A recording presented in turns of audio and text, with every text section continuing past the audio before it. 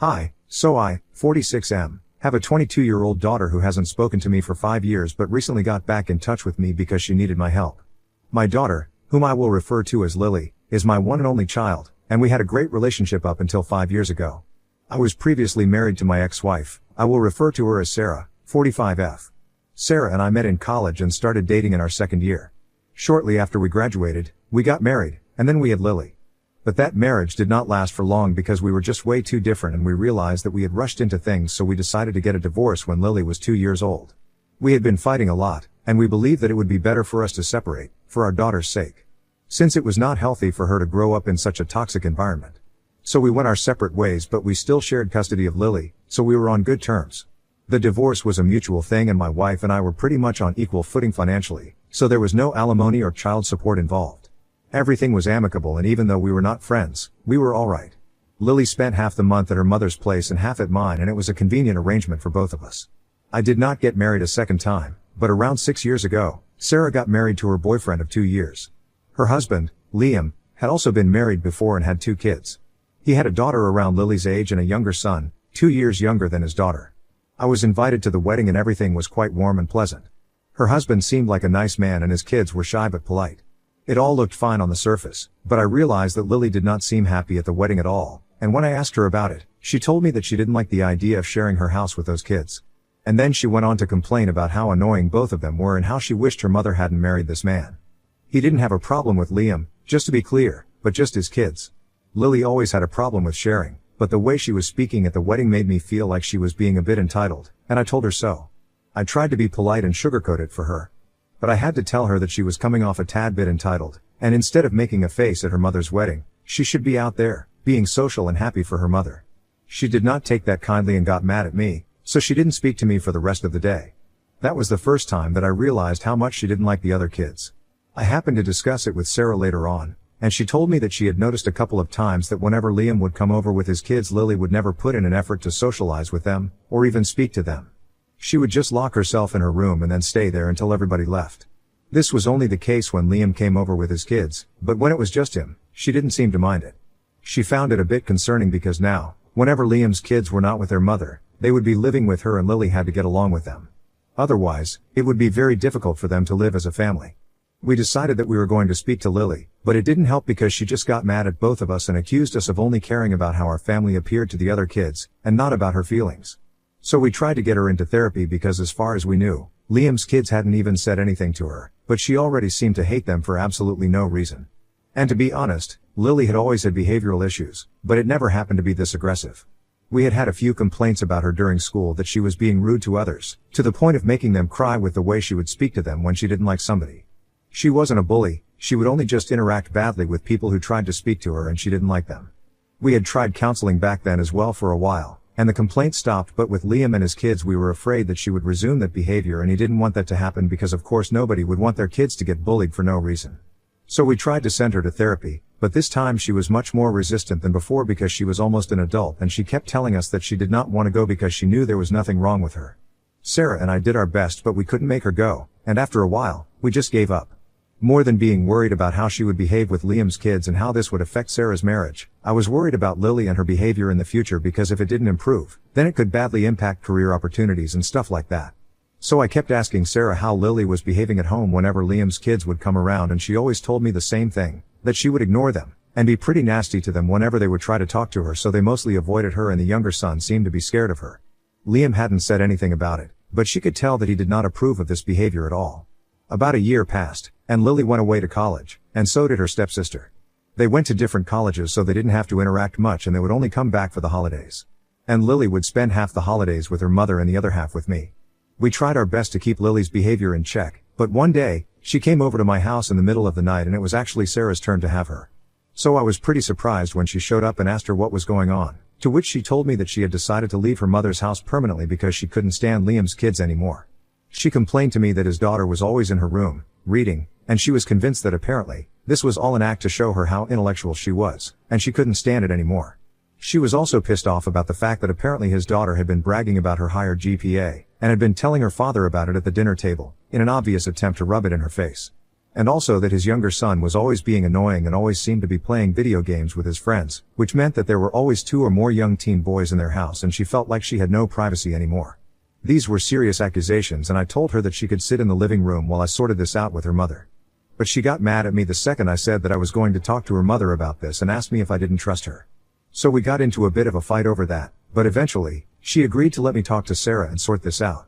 So I called Sarah, who didn't even know that Lily had snuck out of the house, because she had been very silent about it, and it was pretty late at night, so she didn't even fathom that she would do such a thing.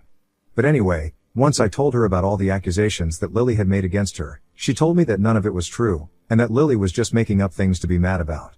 Apparently, Liam's daughter had only spoken about her grades, because Liam had asked her about it, and it was, in no way, an attempt at anything. She was just casually mentioning it to her father, like a normal person does, and it had nothing to do with Lily. And about the reading thing, even I had found it a bit hard to believe when Lily accused her of being pretentious just for reading, and Sarah confirmed for me that she had always been that way and even that had nothing to do with Lily.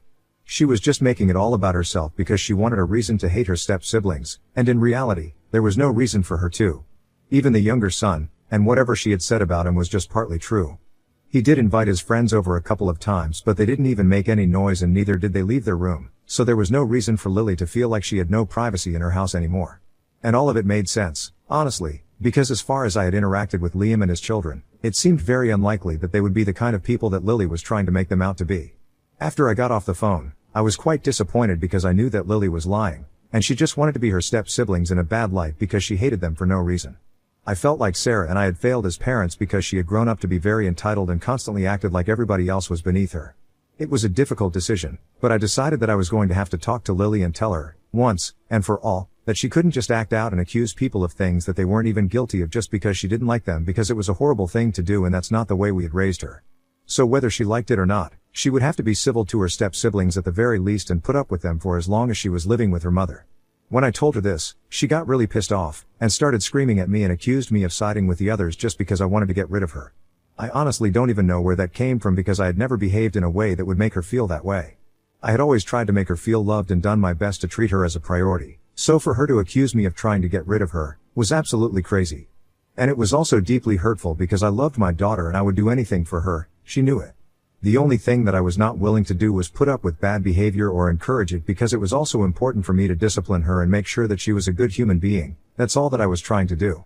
I tried to explain that to her, but she just kept screaming at me and it just didn't seem like she was willing to listen to me at all. So I waited for her to come down, but she just stormed out of the house without even giving me a chance to explain why I did what I did. I tried to call after her because it was quite late, and I didn't want her to go back home alone since it was also snowing and the roads were slippery, but she didn't respond to me. I tried to chase her down, but she had driven her car and had started driving by the time I left my house. So I was quite disappointed and I had to go back home, but I tried to text her and tell her that I just wanted her to be a better human being, and of course, I wanted her to be around because she was my daughter. But I found that she had already blocked me and that message didn't go through. I tried to call her a little while later, but even then, I got no response. When I called Sarah to ask if she had reached home safely, she told me that she had but she didn't want to speak to me and had been very upset. So the next day, I decided to pay Sarah a visit so I could speak to Lily, but as soon as she saw me in the living room, she started throwing a fit. She started screaming at the top of her lungs and demanded that I leave her alone, and she didn't want to hear anything, she didn't want an explanation, and she just wanted me to go. She told me that she never wanted anything to do with me again and that I was not her father anymore, since I had shown her that I didn't want her around, and I was only trying to get rid of her all the time. I still tried to talk to her through her screaming, but it was too overwhelming and I had to leave. After that, I tried to talk to her every single day, and I would visit Sarah regularly, but the same thing happened every time. After a week of this, Sarah and I decided that I had better stay away for a while and if Lily wanted to talk to me then she would probably come to me herself. But until then, I would just have to stay away because it was getting very tiring for everyone. I would come over every day, and then Lily would refuse to talk to me, come out of her room, and start screaming at anybody who tried to explain my side of things to her. So, I decided that I would not try to talk to her until she had calmed down. And I expected her to reach out to me herself within a couple of weeks or maybe months at the most, but she never bothered. I kept in touch with Sarah and kept asking her about Lily, but it was quite disheartening because apparently, Lily had told Sarah that she didn't ever want to hear from me again and that she was done with me. She tried to tell me that things would work themselves out eventually, but years passed, and nothing happened, and I gave up hope of reconciling with Lily. She graduated from college and I expected her to at least inform me or invite me to her graduation ceremony, but she didn't. So I just told Sarah to congratulate her on my behalf, but I never got a response to that either. And then she got her first job a few years ago, but even then, she did not reach out to me. I tried to move on with my life, but this is my daughter that we are talking about, so it was obviously very difficult for me to forget about everything. But I had to also respect her choice, so I did not reach out to her, because I felt that if she wanted to, she would contact me herself. And until then, I would just have to make do with whatever memories I had of her. It was quite difficult, but I had to get through it somehow. And then, about 10 days ago, I finally heard back from Lily. She called me up and I answered, not knowing what to expect, because 5 years had passed, and we hadn't spoken even a word to each other. So I didn't know what she was going to say to me. She started off by telling me that she had bad news and that she had been fired from her job because of insubordination. She went on to complain about her boss, who was apparently an idiot, and that's why she had refused to listen to her. So that got her fired because that was her third strike and the company couldn't tolerate it anymore. Apparently, she had not changed a bit since the last time that we interacted, and that was bad news.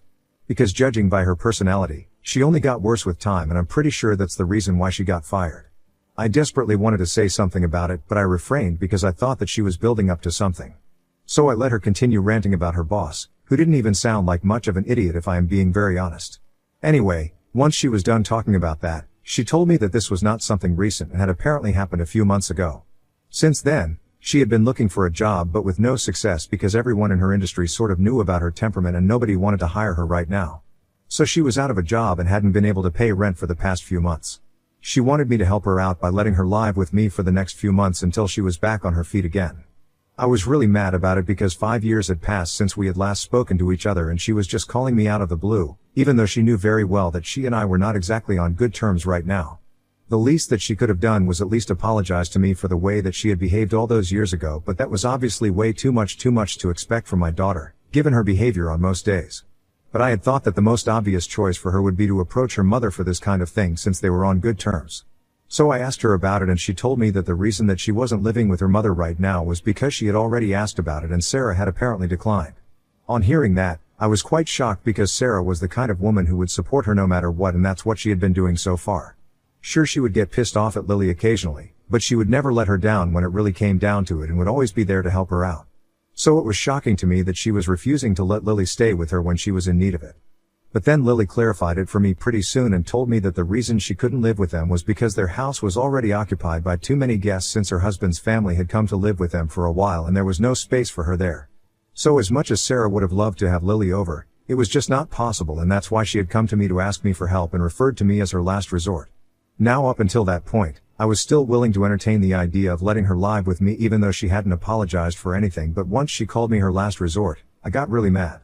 Because you don't say things like that when you are asking somebody for their help, especially when that person is somebody you have refused to even speak to for the last 5 years. Just because her ego was too massive to handle the fact that maybe not the entire world thinks that she is perfect as she is. And somebody actually had the guts to say that to her. That's the problem that she had with me, that I was honest with her and I tried to make her a better person. And she misconstrued it on purpose and turned it into something ugly, just because she couldn't accept some pretty valid criticism.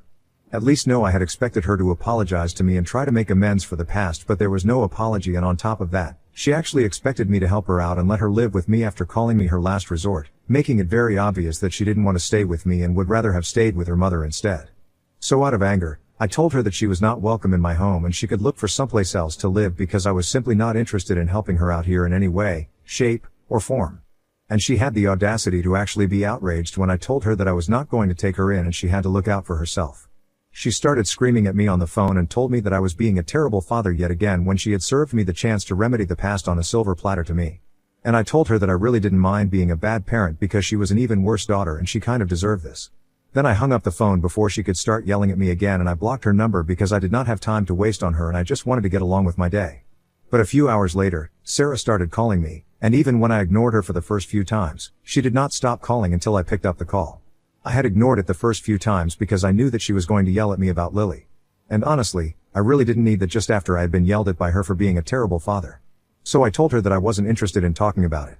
As soon as I answered the phone, Sarah told me that she was terribly disappointed in me and said that I was being selfish and not thinking about the bigger picture here. I couldn't even understand what the bigger picture was because, to me, it just sounded like they were making up excuses for her terrible behavior. So we got into an argument, and Sarah told me that she was not interested in speaking to me until I apologized to our daughter and decided to take her in. That has not happened yet and they are going around calling me selfish and heartless and whatnot. It has come to a point where I really have to consider if I actually am being any of those things. I really don't understand what I did wrong here because as far as I am concerned, I reacted like any other person would. Ida for refusing to take my daughter in because she didn't apologize to me? Update 1. Hi, I am back here after almost 3 days of making my post. And I have come to the conclusion that I did nothing wrong. So that's pretty nice for me. I also decided to call Sarah up and tell her that she had to cut it out because she had been telling all our common friends that I was being selfish by not letting Lily stay with me. I could understand that she was upset and that was completely her decision, but she could not go around saying bad things about me when I hadn't even done anything and expect me to be okay with it. That was simply not acceptable to me and I told her so. But then she got mad at me because she thought that it was a pretty jerk move for me to call her after 10 days for this, but I didn't think it was important to call her to talk about our daughter and apparently I felt that it was more important to make sure that my image among our friends was not ruined because of what I was doing. I told her that it was because she was blatantly lying about me as a person and only telling people stuff that she knew would ruin my image and ignoring all the other things, like what Lily had said and done all those years ago. Then she actually tried to tell me to grow up and stop having such a meltdown about things that happened 6 years ago and that I needed to move on from it because it was just not that significant anymore and it was pathetic of me to still hold it against my daughter and use it as an excuse not to help her out when she was clearly in trouble. I was shocked that she was the one saying this because back when it had actually happened, she had been on my side but now she was acting like it was simply no big deal and I should just forget about all of it. I'm not going to get my time back and it's all Lily's own fault so I think she should face the consequences of her actions because it's a very important lesson to learn, and I can't help her at least until she apologizes to me once. I have been very clear about my terms and if they can deal with it then I'm good and if not it's still their loss and not mine so I have nothing to worry about. The only reason I even called Sarah up was because I wanted her to stop talking crap about me to my friends and that's it. She was the one who brought up all those things about me and Lily and tried to act like a shrink or something. It's not my fault that didn't work out well for her. But yeah, anyway, that's what happened and now if she stops talking about me, that's great and if she doesn't, well, that's on her. I am not going to call her anymore because I have nothing more to say to her or Lily and I don't want to drag this out. Update 2. Hi, so recently I called Sarah up to tell her that she needed to stop talking about me to my friends and trying to ruin my image in front of them, and for a while, she didn't do any of that. But little did I know that she and Lily were just preparing for a much bigger attack on me and that happened a few hours ago. I started getting a bunch of calls and texts from a lot of my friends and they were all telling me that I needed to check out social media and go to Lily's account to see what she and Sarah had posted about me. I knew instantly that this could not be something good and as soon as I checked out their post my heart dropped because they had just said the most horrible things that one can imagine about a person and the worst part was that most of my family were talking about how they had always known that I was going to fail as a father and had no faith in me. Even a few of my friends agreed with the things that had been said in the post and it really broke my heart because I thought I was on good terms with these people but clearly not. I was extremely disappointed that this was the route that Lily and Sarah had chosen to take because it was quite violent and unnecessarily dramatic. I can't lie, that post really broke me and I ended up crying for a few minutes after I read that post because it was scathing, to say the least, and they really tore into me and called me every single derogatory name you can imagine. My daughter even said that some of her friends did not have fathers at all and she actually believed that they were much luckier than her because at least their fathers didn't suck. I mean that's going to hurt and the objective of that post was to hurt my feelings so I would say that they succeeded in doing so. But I decided to take the high road and not respond to that post at all because I was not going to dignify any of that. So I simply blocked them and went on with my day and I also told all my friends that I did not want to hear anything about them anymore because they were free to do whatever they wanted to and so was I. They are not my family anymore and I don't want to hear anything that they have to say about me. Update 3. I recently received a text from Sarah and she told me that Lily had decided that she was going to move away from the city because there were no job opportunities for her anymore and she didn't want to waste any more of her time. She already had bagged a moderately good position in another company and was moving away in a couple of days so they were throwing her a farewell party and she wanted to invite me to it. It's been almost 3 months since I cut them off and it's been great so far so I don't really want to go back to that life. This is why I declined that invitation and blocked my ex-wife's number because now that I was not speaking to Lily anymore, there was really no reason for me to continue speaking to her. I am honestly much happier without both of them in my life and I intend on keeping it that way.